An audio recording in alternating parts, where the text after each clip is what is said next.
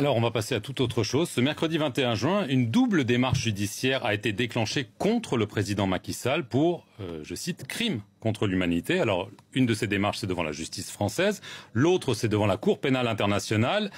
Cette offensive judiciaire est menée par l'un des avocats de l'opposant Ousmane Sonko, suite aux affrontements meurtriers entre les forces de l'ordre et les manifestants, à la fois en mars 2021, mais aussi en juin, qui ont fait au moins 16 morts. Votre réaction à cette offensive judiciaire? Vous savez, M. Perelman, je suis avocat avant d'être une femme politique. C'est pour ça que je vous pose la question. Et ministre. Et je vais vous répondre. Je trouve que cette démarche de ce confrère, elle est à la fois puérile et ridicule. Elle aurait pu être puérile et s'en arrêter à ça. Mais elle est les deux à la fois. Et je vous dis pourquoi. Quand on va saisir la Cour pénale internationale, que nous dit le statut de la Cour pénale internationale? Il n'y a que 3 personnes pour saisir la Cour pénale internationale. Il faut que ça soit un État parti, il faut que ça soit le Conseil de sécurité des Nations Unies, il faut que ça soit le procureur. Où va-t-il saisir la Cour pénale internationale sans passer par le procureur?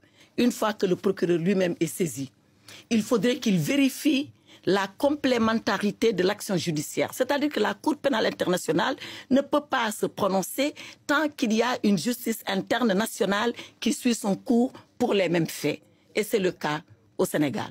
Maintenant, pour la saisine de la France, c'est là où on tombe dans le ridicule, puisque apparemment, il ne le dit pas, mais je pense que c'est comme cela, ce confrère veut se fonder sur la compétence universelle, qui aussi a ses conditionnalités, parfois même beaucoup plus draconiennes. Mais au-delà de tout ça, on va dire que c'est un débat de puristes et de juristes. On sort de tout ça. Au-delà de tout ça, de quoi est-ce qu'il est question? Il est question du Sénégal, notre pays, où il y a eu des violences le 1er juin et le 2 juin, où il s'est passé quelque chose de grave, pour laquelle nous sommes en train de situer les responsabilités.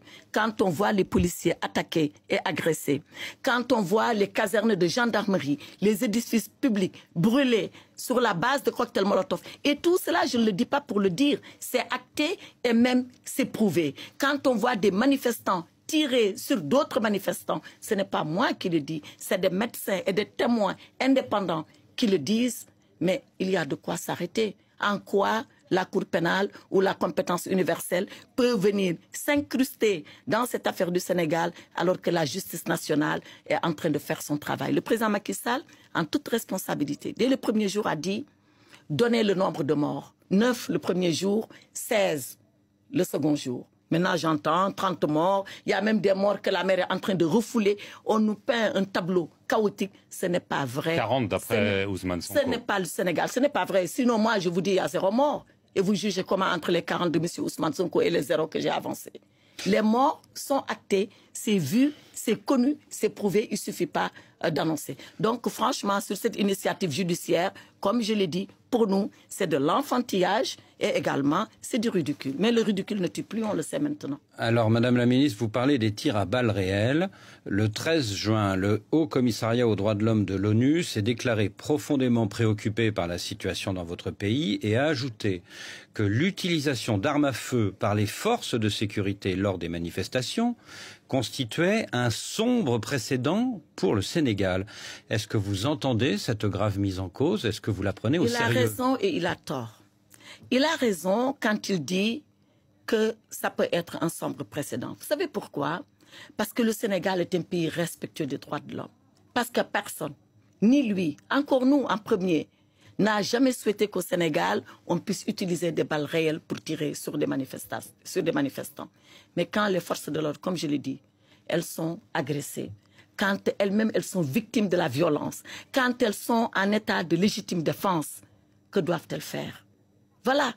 Il n'y aura pas de sanctions contre les forces de l'ordre qui ont tiré à balles réelles? Bien sûr qu'on est en train d'enquêter, M. Boisbouvier. Bien sûr que quand le juge verra que le manifestant ou même la force de l'ordre en face a tiré parce qu'il était en état de légitime défense, que va faire le juge?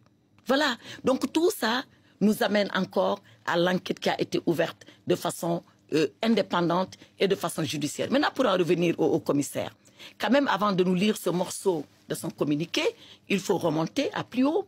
Plus haut, c'est de dire que le Sénégal, d'ailleurs devançant en cela des pays beaucoup plus riches que lui, a toujours été un pays respectueux des droits de l'homme. Voilà ce que commence par dire le haut-commissaire. Et nous sommes d'accord avec lui. Maintenant, comme je le dis, si le Sénégal, ce n'est pas le paradis des droits de l'homme, ce n'est pas non plus l'enfer des droits de l'homme. Le Sénégal est un État de tradition respectueux des droits de l'homme. Et c'est en cela qu'il faut regretter les morts. Mais allez savoir pourquoi il y a eu des morts. Le Sénégal continuera à être cet État de droits de l'homme, à être cette démocratie et à être ce pays respectueux des libertés et de la dignité humaine.